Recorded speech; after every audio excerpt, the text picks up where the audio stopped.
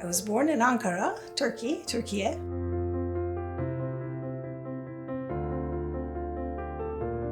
I remember a lot of things. Now that I think about it, I lived in Turkey for 21 years and I lived in Canada for 44 years. And somehow those 21 years have such an impact on me when I compare it to the 44 years in terms of how I have two personalities, two sets of memories, two sets of languages, two different kind of dreams. So I remember a lot of things growing up in the Turkish society, growing up watching my dad fight for civil rights, growing up while he was not a great dad or a husband, but he was a great leader. Growing up with my mom struggling with mental health issues, but also growing up with wonderful food and my grandmother's cooking.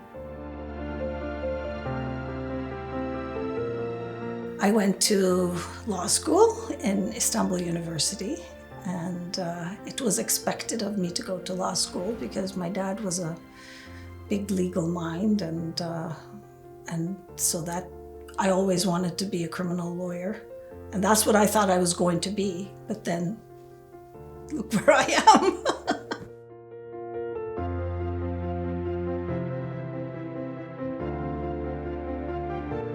It was very unsafe times, actually. Quite a lot of the times the classes would get interrupted. Either the right wing or the left wing activists would come in and say, okay, we're going to go for a march, and you had no option. You just had to go because they had guns. And one of my exams, we heard this big bang outside, like at the entrance of the university, but the whole exam room shook. And there was a bomb that went off, and I think 14 people died. And when I came out of the exam, there were all these dead bodies. It was a pretty traumatic time.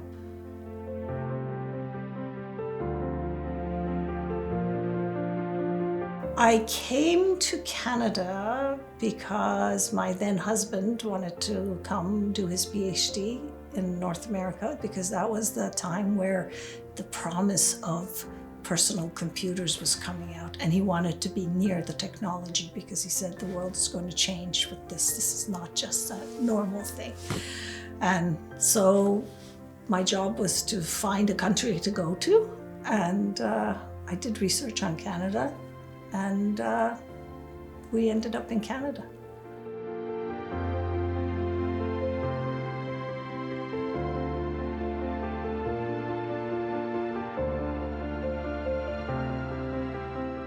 Well, my research was interesting because those days, there was no internet, there was no emails. So I wrote to every embassy, a bunch of European countries and USA and Canada, and I said, can you send me some information about your country? So they send you booklets. When I looked at the Canadian booklet, it was just this very colorful booklet of people with all sorts of colors, different racial profiles, they looked all different. And in the centerfold were a basket of peaches. And I thought, wow, a country that is so confident that they can put a basket of fruits as a centerfold, it must be some special country. So I showed up in Canada because of peaches. But it was interesting because everybody else had either a landmark, the Eiffel Tower or American flag or something. And here we had peaches. And I thought that was just for me.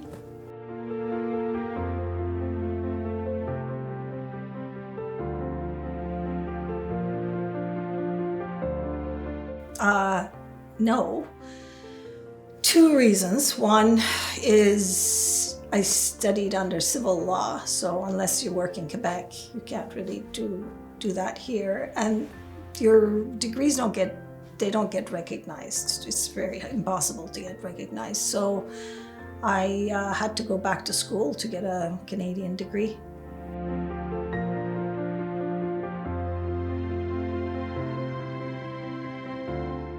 My very first job, I started as a casual employee as a junior auditor at Public Service Commission.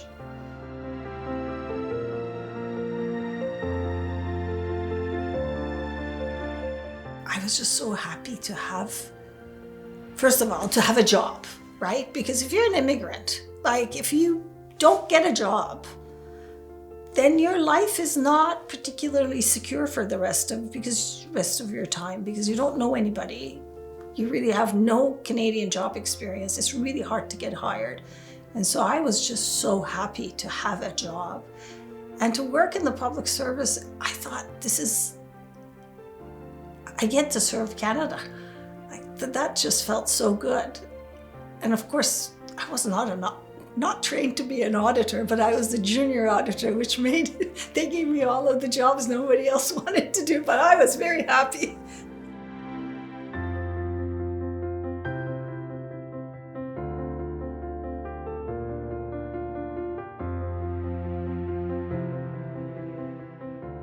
Well, my public service commission career kind of was very short, like about maybe a year or so. And our boss at that time got a job in Agriculture Canada. So he basically took a few of us with him to agriculture. My only connection to agriculture was that my grandfather was an agronomist. But beyond that, I grew up in a very big city, and my knowledge of agriculture was the sum total of like nothing.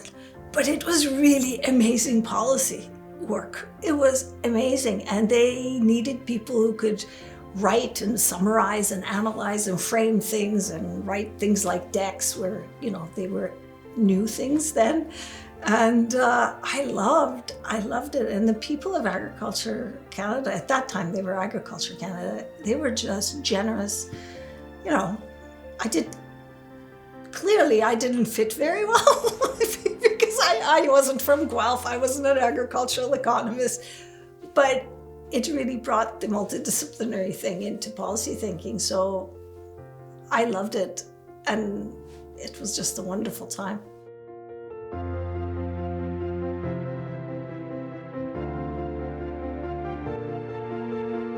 My first EX job, I was the director of policy coordination in the policy branch. I think I might have just gotten to become an EX because I was a woman, because there weren't any women executives in policy branch at that time. So I think they looked around and there weren't many of us, and I was there. so I got my very first EX job.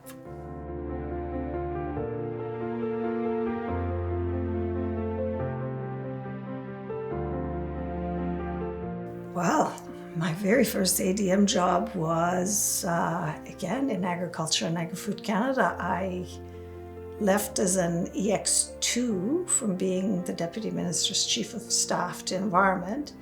And then one day I got a call from the newly minted deputy, which I'd never met before.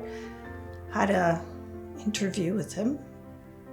And a few days later, they gave me a call and said, "We would like you to come be the policy ADM." So that was my very first ADM job.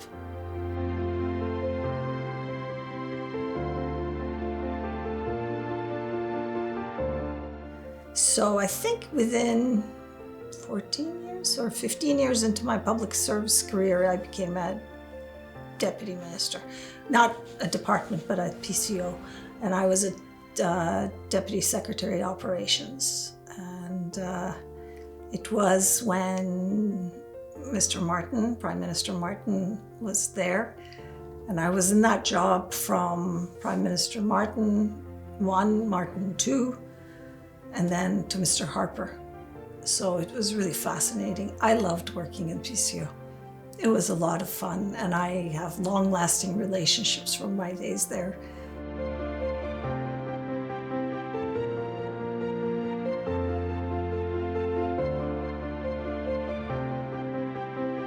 I can't tell you, and even to this day, every time I walk towards the Parliament, and right where you see the Peace Tower and the building is just in front of you, I get filled with just amazing amount of emotion. It means so much to me. And I remember first time I actually went to a cabinet meeting, as an assistant secretary at that time. I was sitting next to Alan Rock, who was my chair at that time. And I think I had my mouth open looking around. Oh my God, this is just so amazing. And he leans over and he says, I think you're supposed to take the notes or something. Because I was just awestruck.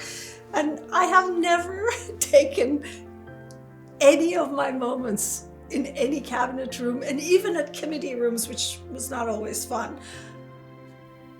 I always appreciated it.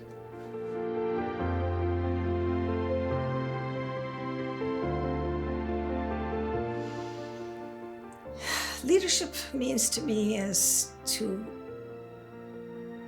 be able to make a change for the better in this world, and to be able to mobilize people, organizations to get there with you. That's what it means to me. But leadership also means taking charge. Leadership also means not taking charge. Leadership can be caring. Leadership could be being tough in the face of difficult situations. It can be many, many things. But the bottom line is you try to bring positive change and in the end help Canada to do whatever it needs to do. And so that's what it means to me.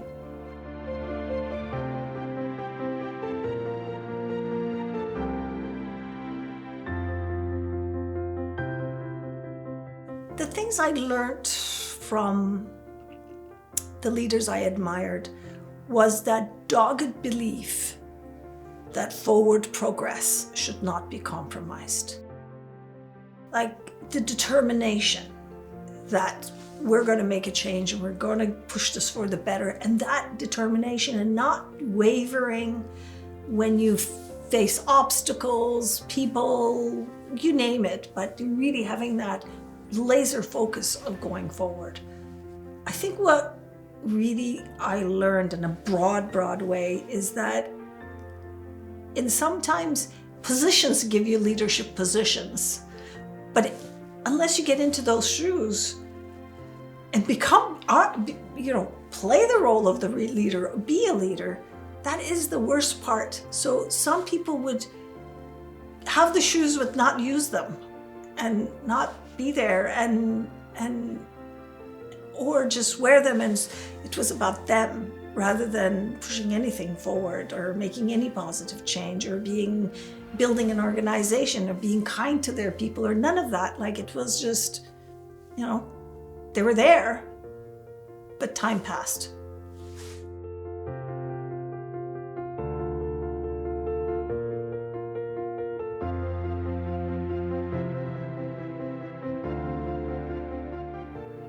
When I did my master's, my professor, Sharon Sutherland, who actually changed my life because she taught me so many things. She taught me the basics and the fundamentals of public service and the government. Ministerial responsibility, accountability, fearless advice to ministers, role of a non-partisan public service, etc. So I lived my life, public service life, being grounded in those principles and understanding them deeply. So in that context, so suddenly you're the deputy minister or something, or ADM of wherever department you are, you need to do your job. You need to do your job fully. Institutionally, I always knew what public service space was. We had to administer, which is a big deal, right? We have to deliver programs, etc. But we also have an advice function. You give the advice. And so you do those things with the best of our ability and capacity of making sure we lead our organizations to deliver those things. That's my institutional space. Where it was tricky is to actually occupy your space fully. Never shirk. I don't know, minister's office told us to do this. Well, what do we think? Like, do your job fully. Never shirk and never overreach, because we're not into partisan politics. So sometimes good relationships, etc., people can start to veer off to interesting relationships or go over that institutional space. I truly believed in that space.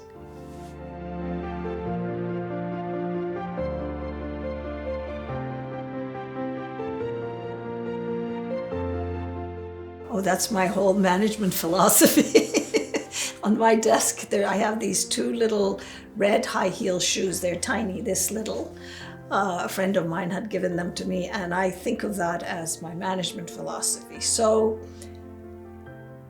if you're in a position where you're supposed to lead and manage a group of, it can be 3 people, 4 people, 400 people, 4,000 people,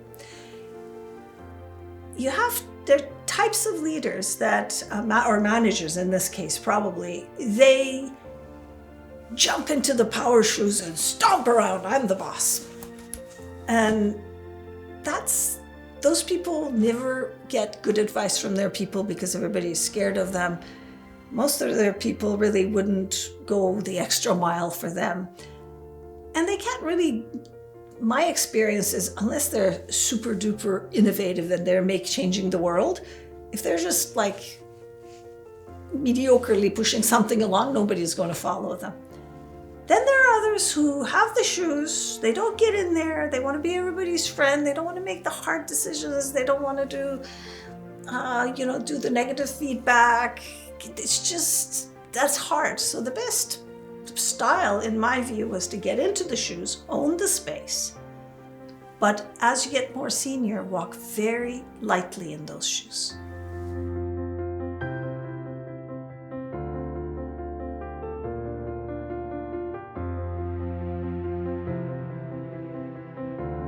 Public service advice is non-negotiable. That doesn't mean that it is always accepted.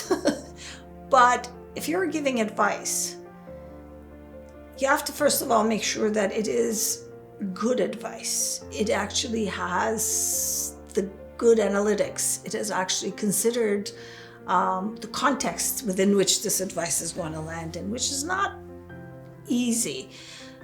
But once it's done, then you have to give the advice. There's no point in negotiating your advice as to what your advice should be so that the paper trail looks different.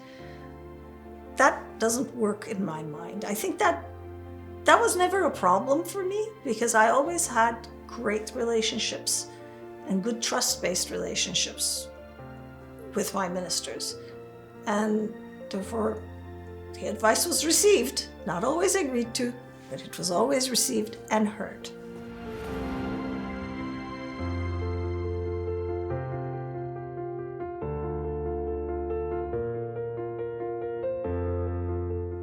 A lot of people talk about fearless advice, and I think it is an easy phrase to use.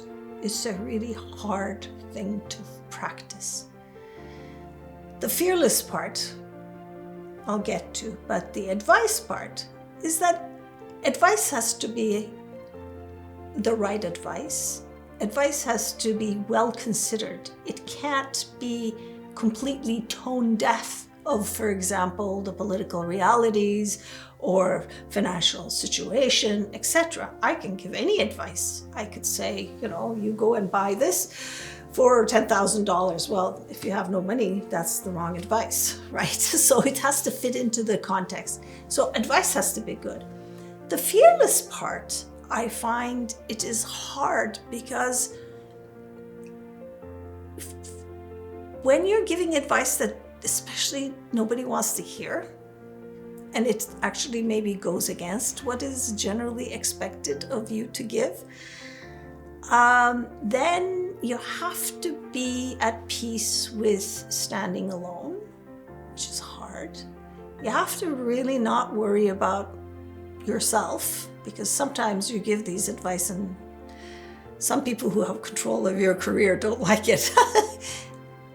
And that's okay, but you have to be at peace. The fearless part is hard, but it is doable, but you have to really think about it as to what grounds you. You have to be grounded in the principles. At least that's how I managed.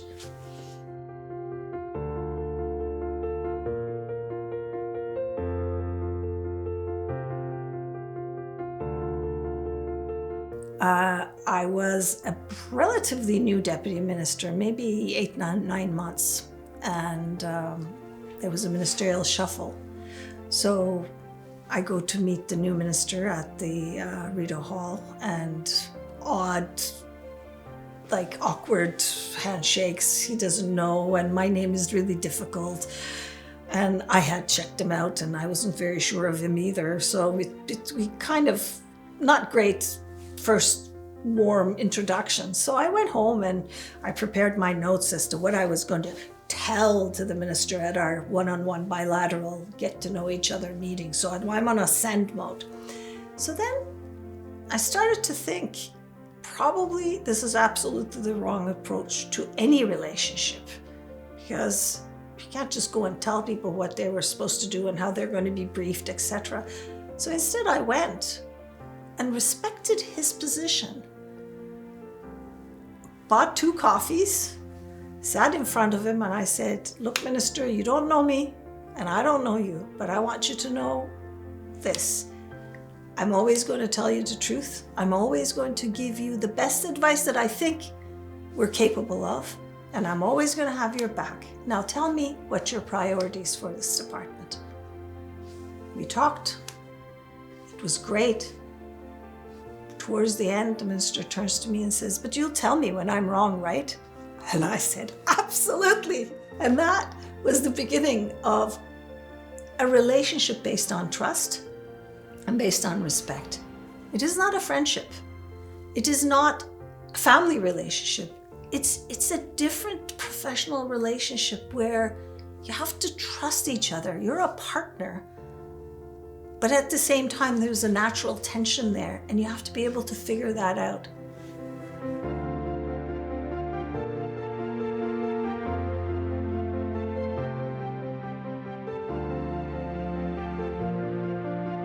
The 2008-9 economic crisis it's a shock to the whole world, and it's a shock to the economy. It was the most unknown situation that you could have for me at that time. And I got shuffled to transport infrastructure communities right in the middle of the crisis.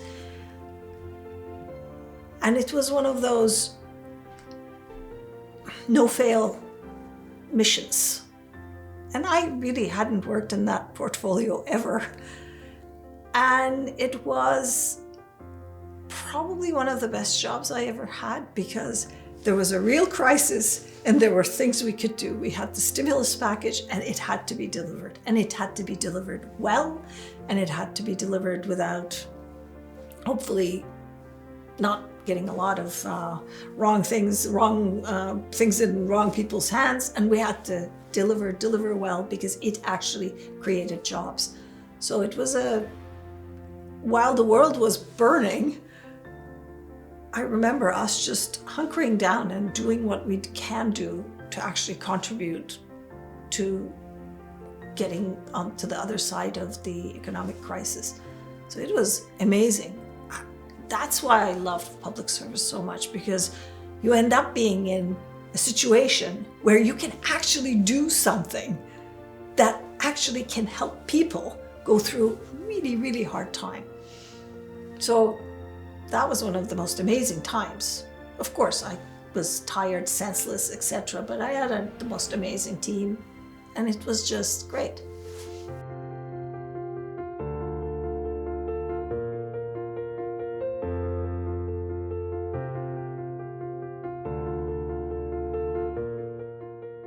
Transitions are very tricky times for public service. But at the same time, it's an opportunity for renewal, because transition planning, you generate new ideas. You renew public service thinking in many ways, because you have no constraints of, one party or the other party or other party. It's you basically have broad, you can think about where's the world going, what policies do we want to recommend to a new ministry. I think that's an opportunity. So I find that part interesting. But once the new administration comes in, first of all, you have to treat the people who are leaving with respect and, I don't want to say compassion, but you have to show them the right amount of care because they are public servants too. Political people are public servants in a different institutional role. So you have to recognize that they have actually done this for their country. And the incoming people, you have to be able to hear them because they got elected on a platform, they got elected by Canadians. So you have to respect that space and you have to really understand where they're coming from. Sometimes if you've been doing this, going this way so long and the government changes, it's just so easy to say, well, yeah, but your idea doesn't make that much sense because of the following 200 reasons. That's kind of a knee-jerk reaction that happens because we've been going this way so long, now we have to go that way. So that's why I always think that it's important to pause and hear who this new government is. What do they stand for? What are their fundamental values? What are they trying to do for the country? Once you can get that, the rest is easier.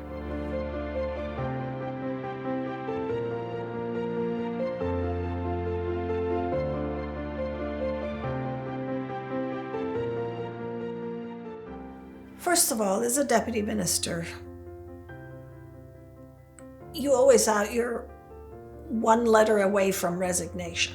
So that's not a big deal. And you should be at peace with that because staying at all costs is not particularly worthwhile for who you are as a person, at least for me. That's why I was the fear part. I dealt with the fear part. I didn't say that I didn't have fear of, losing my job, etc. But I think I was at peace with that. Second thing is that you're never truly alone. Build a community, get to know people, have friends who can help you, support you, even if you can't talk to them about everything. There are people, you should have people who can give you advice or just listen to you. I always had Morris Rosenberg I'll talk to when I had policy problems, Margaret Biggs because she was my girlfriend. I always had people in my life who can help me just sustain myself. The other advice I'll give is the system is there to help you, but you have to know how to mobilize the system. So use the system to help you, get them to help you, but be really planned, know the environment you're in. Because I think a lot of problems can be better solved if you actually engage the right people and the right tools in the right situation, right descriptions, but then come to the solution.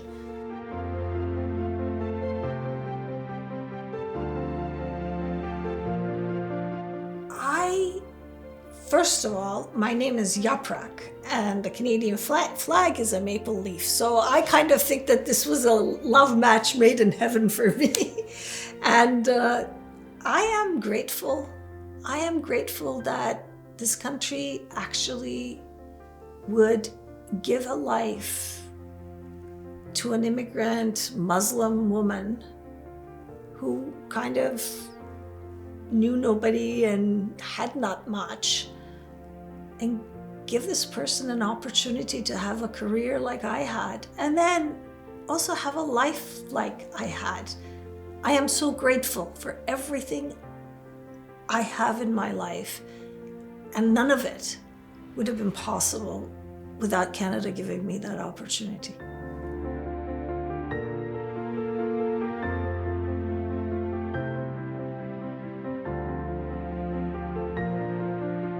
Never be cynical, because I think Canadians deserve better from their public service. Never be cynical. Never take your work for granted and just do it halfway.